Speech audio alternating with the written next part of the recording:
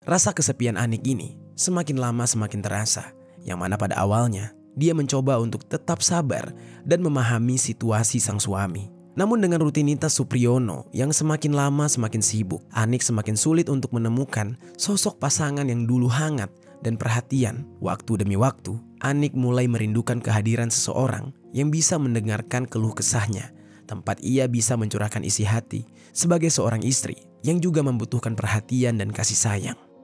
Halo Sobat Pena, apa kabar hari ini? Assalamualaikum warahmatullahi wabarakatuh. Hari ini kita akan kembali membahas kejadian-kejadian mengerikan, kisah nyata yang terjadi di muka bumi ini. Kisah kali ini datang dari Mojokerto, Jawa Timur, terjadi pada tahun 2020. Kisah ini sangat menggemparkan warga. Pasalnya, kejadiannya bikin merinding saking kejinya. Dialami oleh seorang mandor yang tewas secara mengenaskan setelah dihabisi dengan brutal oleh seorang kuli proyek lantaran si kuli tersebut sakit hati karena istrinya direbut oleh si mandor. Bagaimana cerita selengkapnya tentang kasus yang satu ini? Langsung saja kita bahas di Kata Pena.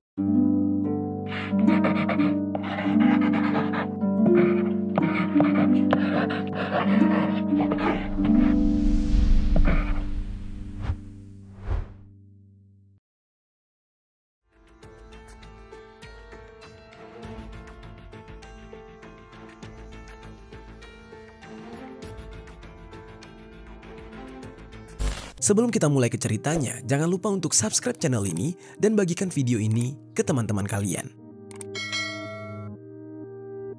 Cerita ini dibuat berdasarkan berita yang sudah beredar dan diterbitkan oleh beberapa media publik yang aku sajikan dan aku rangkum dalam bentuk alur cerita. Kita mulai ceritanya. Jadi sobat, ada seorang pria yang bernama Supriyono. Supriyono ini berumur 41 tahun. Dia sudah menikah dengan seorang wanita yang bernama Anik Haryanti, yang mana di dalam kisah ini kita panggil saja namanya Anik. Anik ini usianya lebih muda 10 tahun dari Supriyono. Dia berusia 31 tahun. Meskipun perbedaan umur yang cukup jauh, ternyata tidak membatasi cinta mereka. Mereka membangun rumah tangga yang sangat bahagia. Dan dari pernikahannya, mereka ini sudah dikaruniai satu orang putri dan satu orang putra bersama Anik sang istri. Supriyono tinggal di Dusun Wonokerto, Desa Sumberwono, Kecamatan Bangsal, Kabupaten Mojokerto, Jawa Timur. Untuk memenuhi kebutuhan hidup keluarganya, Supriyono ini sehari-hari bekerja sebagai seorang kuli proyek di sebuah pabrik beton. Di lingkungan sekitarnya, Supriyono dikenal sebagai orang yang rajin dan juga pekerja keras. Sehari-harinya, dia bekerja keras dan tidak menyerah untuk menghidupi istri dan kedua putra-putrinya.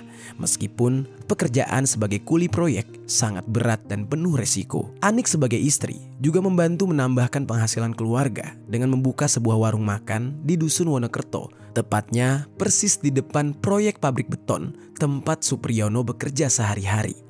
Jadi bisa dikatakan sehari-harinya secara tidak langsung mereka sering bertemu. Dengan membuka warung makan di sana, harapan Anik dia bisa membantu ekonomi keluarganya dengan uang tambahan tanpa harus saling berjauhan dari sang suami. Dan Supriyono juga menyadari bahwa kehidupan keluarganya cukup sulit sehingga dia harus bekerja keras. Namun di saat itu, tanpa disadari, fokus Supriyono pada pekerjaannya membuat dia kehilangan banyak momen berharga bersama sang istri. Waktu untuk berkumpul bersama keluarga, terutama bersama Anik, menjadi sangat terbatas. Supriyono juga sering sekali pulang larut malam dalam keadaan lelah dan keesokan harinya harus kembali berangkat bekerja di pagi-pagi hari.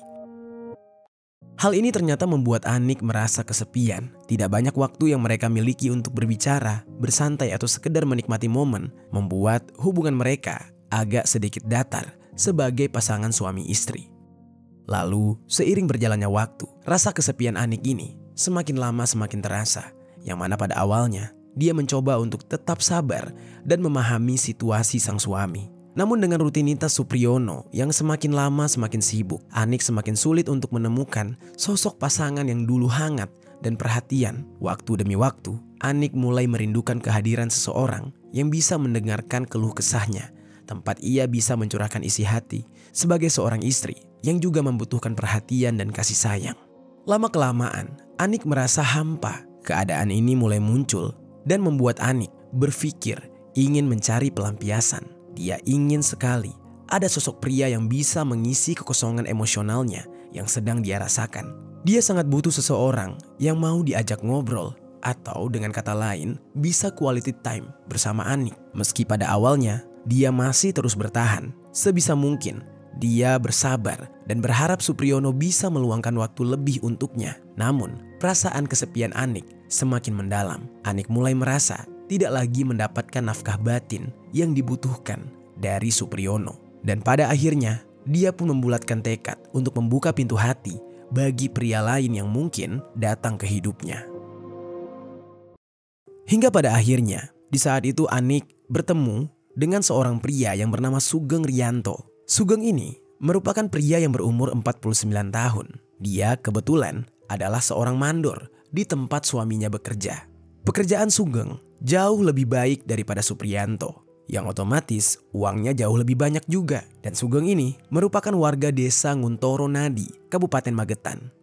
Setiap kali Anik bertemu dengan Sugeng, Anik ini merasakan kekosongan di dalam hatinya perlahan mulai terisi. Sugeng memberikan perhatian yang selama ini tidak lagi didapatkan Anik dari Supriyono. Dan seiring berjalannya waktu, rasa kesepian yang Anik rasakan mulai berkurang karena Sugeng bisa memberikan perhatian tersebut kepada Anik. Hubungan antara Anik dan Sugeng semakin lama semakin dekat. Mereka berdua mulai merasa nyaman satu sama lain. Dan akhirnya dengan memberanikan diri, mereka pun memutuskan untuk menjalin hubungan secara diam-diam. Dan mulai saat itu, Anik berselingkuh dengan Sugeng. Tidak banyak informasi mengenai latar belakang Sugeng, apakah dia sudah menikah atau belum.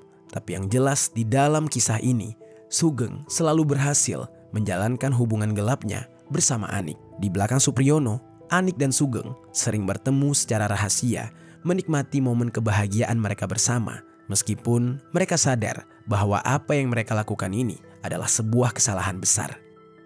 Pada mulanya, Supriyono tidak mencurigai sama sekali ada perubahan pada istrinya. Namun, entah mengapa, perlahan demi perlahan, dia mulai melihat adanya sikap berbeda dari sang istri. Tapi baru kali ini, dia menyadari hal itu. Dan istrinya sering sekali terlihat senyum-senyum sendiri, seperti sedang membayangkan sesuatu yang sangat bahagia. Padahal kehidupan rumah tangga mereka tampaknya biasa-biasa saja. Dan Supriyono di saat itu tidak merasa habis melakukan apapun. Tapi mengapa seolah-olah istrinya terlihat sangat bahagia? Apa yang membuat Anik bahagia di saat itu? Pertanyaan tersebut terus memutar di kepala Supriyono. Apa yang sedang terjadi? Apa yang membuat sang istri begitu bahagia padahal dia tidak melakukan apapun?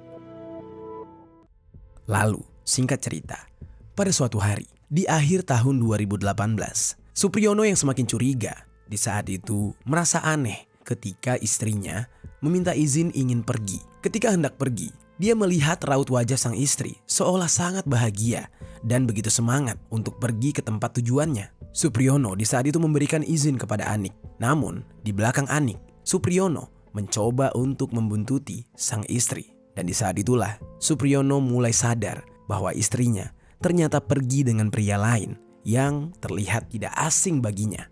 Dia mencoba untuk memperhatikan baik-baik siapa pria yang pergi dengan istrinya tersebut. Dan setelah diperhatikan, ternyata itu adalah mandornya sendiri yang tidak lain adalah Sugeng.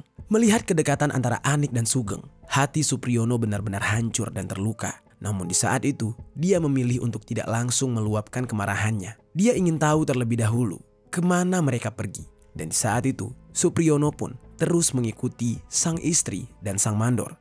Hingga akhirnya dia mengetahui bahwa Anik istrinya beserta Sugeng menuju ke sebuah tempat karaoke yang ada di Mojosari. Di tempat karaoke tersebut mereka berdua tampaknya bersenang-senang dan menikmati waktu bersama, seolah-olah mereka adalah pasangan yang paling bahagia di dunia. Namun bagi Supriyono, momen tersebut justru menjadi saat-saat paling menyakitkan di dalam hidupnya. Dia merasa hancur dan gagal ketika melihat wanita yang dia cintai tampaknya jauh lebih bahagia bersama pria lain. Supriyono yang di saat itu merasa kesal akhirnya muncul di antara mereka berdua. Dia memecah suasana bahagia antara Anik dan Sugeng. Dan di saat itu tampak jelas wajah Supriyono yang memerah menahan amarah. Anik yang tiba-tiba melihat sang suami muncul seketika kaget dan panik. Dia gelagapan dan bingung harus bersikap bagaimana. Toh dia juga tidak bisa mengelak lagi karena sudah kepergok jelas-jelas di depan sang suami.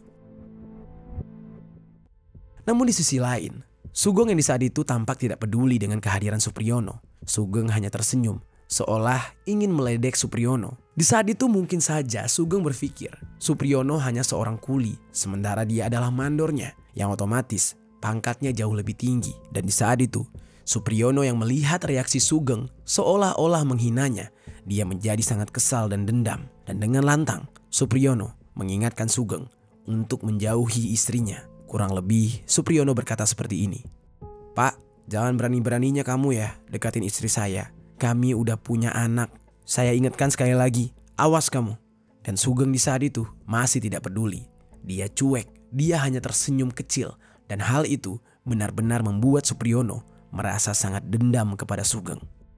Sontak di saat itu, Supriyono langsung menarik tangan istrinya untuk ikut pulang bersamanya. Anik yang merasa bingung harus bagaimana dan dia takut, lantas dia mau tidak mau harus ikut dengan suaminya dan pulang ke rumah. Di sepanjang jalan pulang, Anik di saat itu benar-benar merasa menyesal. Dia merasa bersalah kepada sang suami. Namun di sisi lain, dia juga merasa panik karena dia takut tidak bisa bersama lagi dengan kekasih gelapnya, yaitu Sugeng. Hingga pada akhirnya mereka pun tiba di rumah. Sesampainya di rumah, Supriyono meminta penjelasan kepada Anik terkait perselingkuhannya dengan Sugeng. Anik yang sudah terdesak pun akhirnya menjelaskan semuanya. Dia bercerita kepada Supriyono bahwa dia melakukan hal tersebut karena menemukan hal yang tidak dia temukan di dalam diri Supriyono. Anik juga menjelaskan Supriyono terlalu sibuk hingga Anik tidak menemukan kasih sayang dan perhatian dari sang suami. Ketika mendengar hal itu, Supriyono lantas menyesal atas kekurangan yang sudah dia perbuat selama ini. Supriyono tidak ingin kehilangan istrinya, lantas dia meminta maaf dan memohon agar Anik tidak berselingkuh lagi. Dia di saat itu berjanji akan memberikan apapun yang Anik mau, termasuk perhatian dan waktu. Anik yang di saat itu merasa hibah kepada Supriyono, lantas dia juga menyesal dan meminta maaf atas perbuatannya. Meskipun di dalam hatinya sebenarnya dia belum bisa berhenti mencintai Sugeng dan merasa lebih nyaman jika hidup bersama Sugeng dibandingkan dengan suaminya, Supriyono. Waktu pun terus berlalu, meskipun mereka mencoba memperbaiki keretakan rumah tangga pasca Anik kepergok berselingkuh. Namun tetap saja rasanya semakin berbeda. Anik diam-diam masih berkomunikasi dengan Sugeng. Rasa cintanya terhadap Sugeng malah semakin besar dan membuat mereka semakin nekat untuk memutuskan hidup bersama untuk selamanya.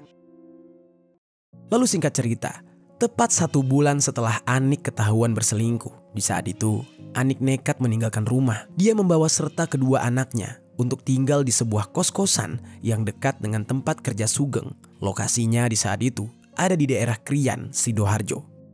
Hal nekat tersebut dilakukan oleh Anik agar dia bisa lebih leluasa untuk selalu dekat-dekat dengan Sugeng. Di saat itu, Supriyono yang baru saja pulang ke rumah setelah bekerja seharian merasa kaget bukan main setelah mengetahui bahwa Anik istrinya kabur dari rumah membawa serta anak-anak mereka. Lalu tanpa berpikir panjang, Supriyono pun mencari tahu kemana Anik pergi. Dan di saat itu, setelah mencari-cari informasi, dia pun akhirnya menemukan posisi Anik yang sedang berada di sebuah kos-kosan.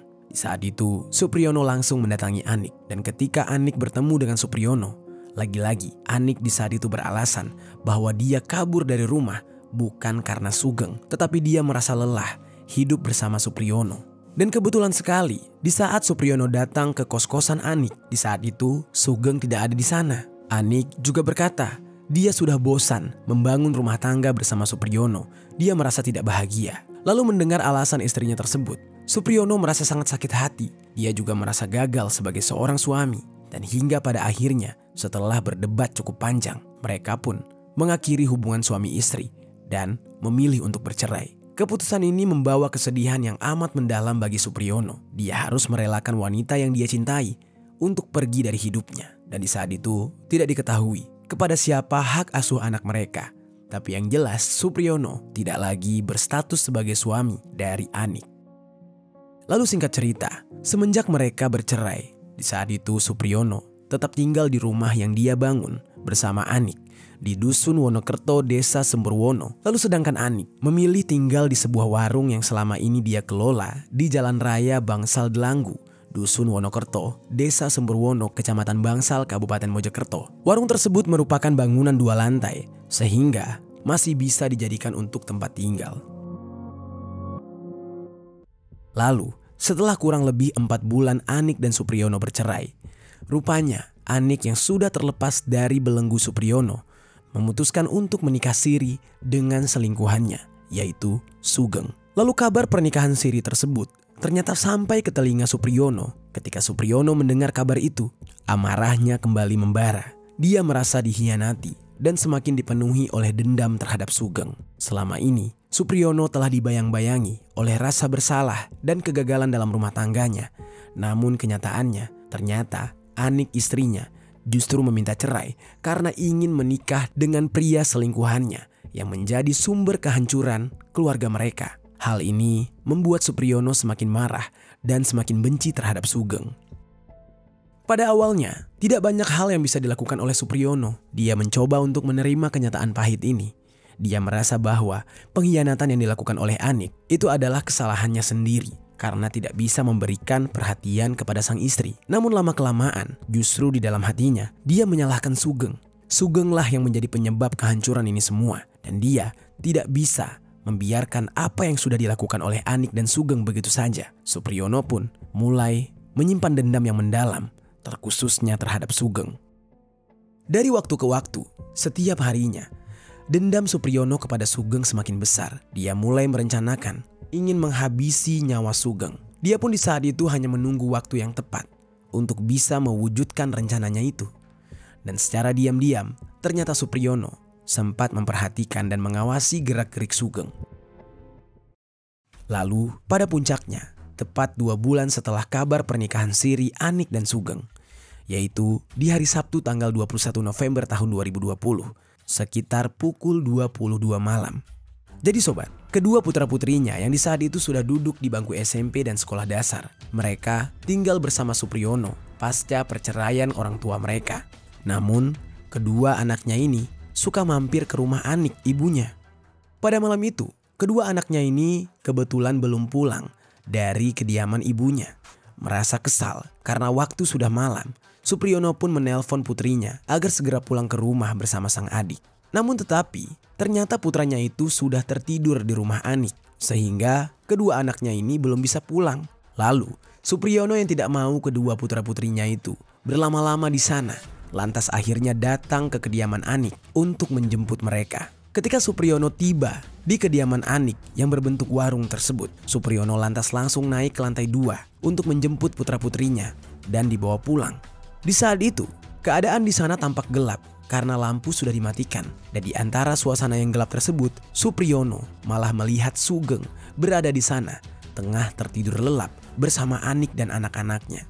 Kondisi warung tempat tinggal Anik ini bisa dikatakan sangat tidak aman. Pintunya gampang untuk dibuka dan Supriyono bisa masuk dengan leluasa ke dalam bangunan yang berupa warung tersebut. Lalu ketika Supriyono melihat kehadiran Sugeng di sana, hatinya langsung diliputi amarah yang tidak tertahankan. Dan tanpa berpikir panjang, Supriyono pun keluar sebentar dan dia mengambil sebilah celurit yang ada di dekat warung Anik yang memang pernah dia simpan di rumah tersebut semasa dia masih suami istri dengan Anik. Ketika dia mengambil celurit tersebut dengan penuh dendam, Supriyono kembali naik ke lantai 2 dan menghampiri Sugeng yang saat itu terbangun menyadari bahwa ada suara seseorang yang datang ke tempat mereka. Saat Sugeng terbangun, dia menyadari orang yang datang tersebut adalah Supriyono. Lantas Sugeng langsung bangun dan menghampiri Supriyono. Supriyono pun perlahan-lahan mulai mendekat ke arah Sugeng. Dan dalam kondisi Anik serta anak mereka yang masih tertidur pulas, inilah momen yang selama ini ditunggu-tunggu oleh Supriyono. Waktu yang tepat untuk melampiaskan dendamnya. Sugeng di saat itu sempat menanyakan Supriyono apa maksud kedatangannya ke sana. Namun Supriyono tidak menjawab pertanyaan dari Sugeng. Dia lantas mendekatkan tubuhnya ke arah Sugeng. Di saat itu Sugeng juga naik pitam. Dia tidak terima dengan kehadiran Supriyono di sana. Lantas dia membusungkan dada seolah-olah siap menantang Supriyono untuk berkelahi. Dan akhirnya mereka pun terlibat percekcokan. Di tengah-tengah pertengkaran tersebut, Supriyono yang merasa emosi dan tertantang akhirnya langsung mengayunkan celurit di tangannya ke arah kepala Sugeng, diikuti dengan sebuah pukulan yang sangat kuat menggunakan tangan kosong. Serangan mendadak itu membuat Sugeng terjatuh dengan keras ke lantai Dia tersungkur akibat kekuatan pukulan Supriyono. Kondisi rumah yang tadinya gelap membuat Sugeng tidak menyadari bahwa Supriyono membawa senjata tajam, sehingga membuat dia tidak waspada dan selanjutnya terluka parah berkat sabetan senjata tajam yang dibawa oleh Supriyono. Meskipun Sugeng terluka parah, di saat itu dia masih mencoba bangkit dengan sisa-sisa tenaganya. Namun Supriyono yang sudah dikuasai amarah dan dendam tidak membiarkan Sugeng bangun. Dia melihat kesempatan terakhir untuk menghabisi nyawa Sugeng. Hingga pada akhirnya Supriyono melayangkan serangannya lagi dengan menggunakan celurit mengarah tepat ke arah dada Sugeng. Dengan kekuatan penuh, dia menusuk bagian jantung Sugeng hingga celurit itu menancap sangat dalam dan cairan merah segar mengucur deras dari luka di tubuh Sugeng. Seketika Sugeng yang mendapatkan bacokan tersebut, dia pun tewas. Sementara itu, suara perkelahian mereka membangunkan Anik dan anak-anak mereka. Anik dan anak-anaknya pun langsung bergegas untuk bangun dan melihat apa yang sedang terjadi.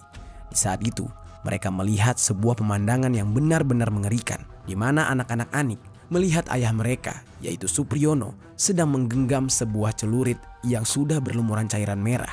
Sementara Sugeng di saat itu sudah tergeletak dengan kondisi berlumuran cairan merah. Anik pun langsung berteriak histeris dan menangis saat dia menyaksikan Sugeng terkapar di depan matanya. Supriyono yang panik lalu segera melarikan diri dari tempat kejadian. Teriakan dan keributan itu segera menarik perhatian warga desa, dan dalam waktu singkat puluhan warga berbondong-bondong mendatangi lokasi. Warga yang mengetahui apa yang sedang terjadi langsung melaporkan kejadian ini ke Polsek Bangsal. Sugeng juga langsung dilarikan ke rumah sakit dengan harap nyawanya masih bisa tertolong. Namun apalah daya, dengan luka yang begitu parah, ternyata hal ini membuat Sugeng tidak lagi mampu bertahan hidup.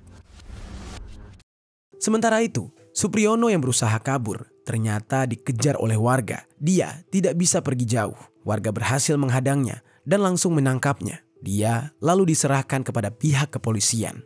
Pihak kepolisian pun membawa Supriyono ke kantor polisi untuk diperiksa. Polisi di saat itu juga menyita celurit yang digunakan oleh Supriyono untuk menghabisi nyawa Sugeng sebagai barang bukti. Dan di hadapan pihak kepolisian, saat dimintai keterangan di Mapolres Mojokerto, Supriyono mengakui semua perbuatannya dan dia bercerita tentang motif mengapa dia menghabisi nyawa Sugeng. Dia bilang dia merasa sakit hati dan tidak bisa menerima kenyataan bahwa istrinya direbut oleh sang mandor. Walaupun sebenarnya dia sudah lama bercerai, tapi dia tahu perceraian di dalam rumah tangganya ini disebabkan karena hadirnya Sugeng di dalam hidupnya. Dan atas perbuatannya tersebut, Supriyono pun dijerat dengan pasal 338 KUHP tentang penghilangan nyawa dan jaksa menuntutnya dengan hukuman 13 tahun penjara.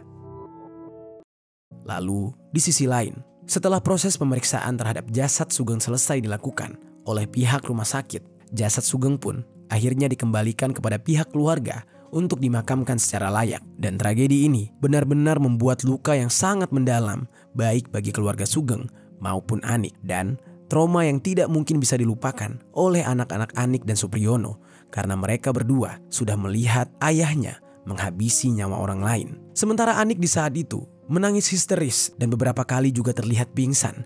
Dia tidak terima jika pria yang sangat dia cintai harus meregang nyawa dengan cara yang begitu tragis di tangan mantan suaminya sendiri. Dan lebih menyakitkan lagi, Anik menyaksikan seluruh kejadian itu dengan mata kepalanya sendiri dan membuat luka di hatinya semakin dalam. Dan kejadian ini juga membuat gempar seluruh warga desa dan rekan-rekan kerja mereka di proyek tempat Sugeng menjadi mandor. Sugeng yang selama ini dikenal sebagai mandor yang tegas meninggalkan duka mendalam bagi para pekerja yang sering berinteraksi dengannya. Itu dia sobat, kisah dari Supriyono yang menghabisi nyawa Sugeng sang mandor karena sudah merebut istrinya. Apa pelajaran yang bisa kita ambil dari kisah ini?